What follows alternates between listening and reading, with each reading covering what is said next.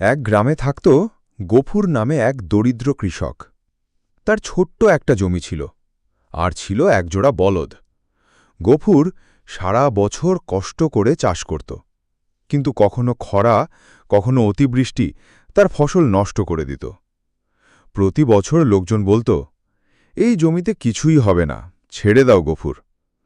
কিন্তু গফুর বলতো, মাটি কখনো ঋণী রাখে না, সময় মতো সে ফিরিয়ে দেয় সব।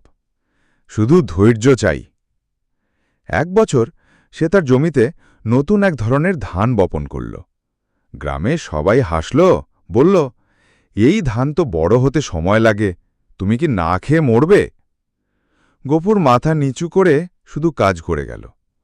কয়েক মাস পেরিয়ে গেল, গাছ বাড়ল না বেশি, কিন্তু গফুর ঠিকই সেচ দিল, আগাছা তুলল, খেয়াল রাখল। 6 মাস পর যখন সবাই মাঠ করে ফেলেছে, তখন গফুরের জমিতে উঠল সোনালি ধানের ঢেউ।